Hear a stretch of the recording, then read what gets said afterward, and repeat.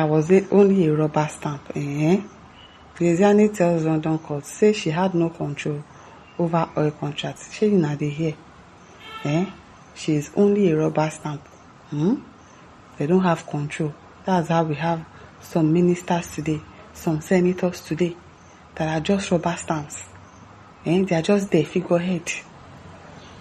All they know how to do is to be making money, collecting money for a job that they are not even doing. You hear? She had no control over oil contracts. You can hear it is well. The trial of former Nigerian Petroleum Minister Deziani Madueke continued on the 18th at the Southwark Crown Court, where she mounted an extensive defense of her tenure, insisting she had limited direct control over oil contracts, awards, and describing herself as largely a rubber stamp. I am coming out to say it. Operating within a highly layered bureaucracy. She told the court that contract decisions in the oil sectors were processed through multiple agencies before reaching her desk. Can you imagine? Arguing that by the time files were presented to the minister, the choice had already been made. According to our operational authority vested mainly with the group managing director of the Nigerian National Petroleum Corporation (Nnpc), while the ministry performed an oversight function. Deziani said the size of and complexity of Nigeria's petroleum industry made direct ministerial control impossible, stating that the sectors involved thousands of employees, hundreds of oil fields, multiple pipelines and depots, and several parastatals operating under different report structures. It was not a one-man state, she told the court. She maintained that she personally rejected only about 1 to 2% of contracts during her tenure. Adding that interference with already approved transactions was rare and often politically sensitive.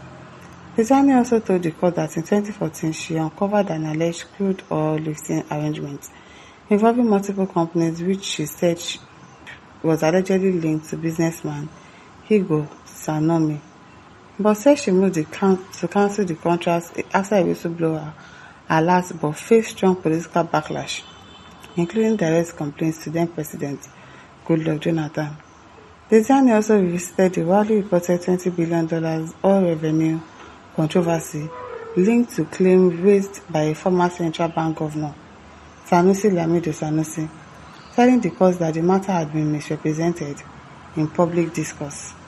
She said what was initially described as missing money was later reviewed through audit and parliamentary scrutiny, which clarified that a significant portion related to subsidy payments and operational expenditures.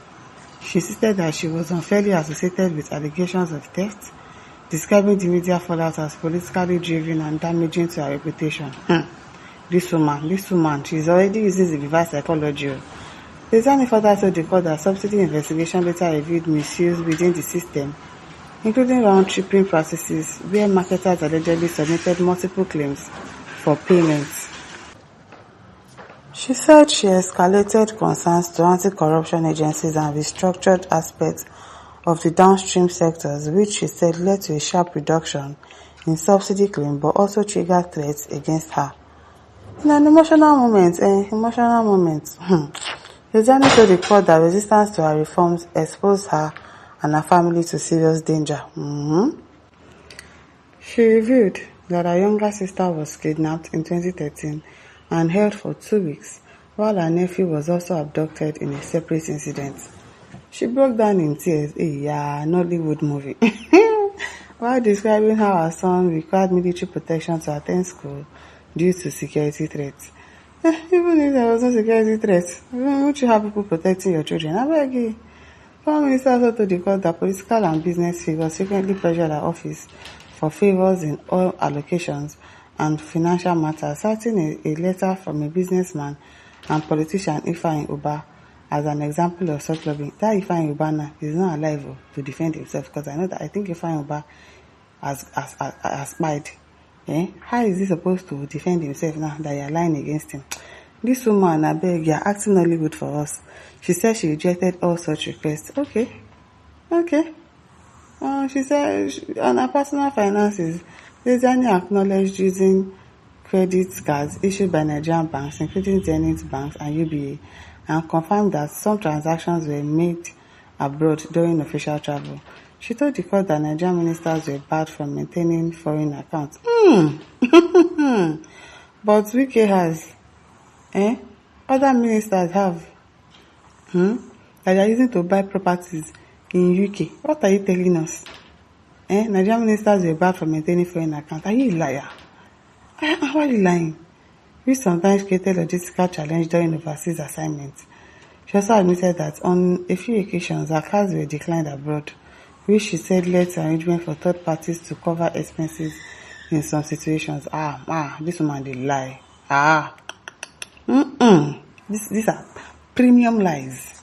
You now went for third party to be covering expenses for you in some situations. You are a bloody liar. The court was shown travel records, diplomatic correspondence, and passport stamps covering her international movements between 2011 and 2015. Deziani said she typically traveled with an entourage of about 30 staff members, including technical assistants and protocol officers, and insisted that all official movements were documented in ministry diaries, later archived by government authorities. What are you traveling for? That's what I want to know. This traveling that people are traveling and doing meetings, what are you people meeting there for? Because I don't understand. And you're carrying 30 people with you, just wasting money. I don't understand. She also addressed the use of private jets, imagine, and charter flights, saying such arrangements were common for government officials within Nigeria. Tell us more. While commercial flights were also frequently used for international travel, Deziani maintained that her tenure was defined by efforts to open up the petroleum sector to indigenous participation and improve transparency. Now, so, citing reforms aimed at expanding community opportunities for Nigerian companies under the country's local content framework. I don't believe this woman one bit. She's acting drama. As Alfonso says, you should remember the 2014 saga when the former CBN governor in person of Sanusi Lamido was suspended by Goodluck Jonathan. Okay, so what has that got to do with this? Governor says Yaya Bello no mind them, man past man, continue to close with 85 billion in Lokoja and Abuja, even your house in Dubai. What's in Dubai, Abi? Jumoye says you had no direct but indirect control over affairs in Nnpc, including all contracts where you refuse to sign until your demands are met by those involved. The office of the MOPR has the final say in all matters under the ministry, wants ministers. So quit the storytelling. I'm telling you, she's obviously lying.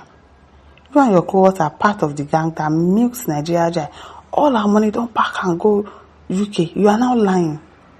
Now wow. This is all my listeners. Don't forget to like, share, subscribe. Thank you for listening. See you some other time. Bye.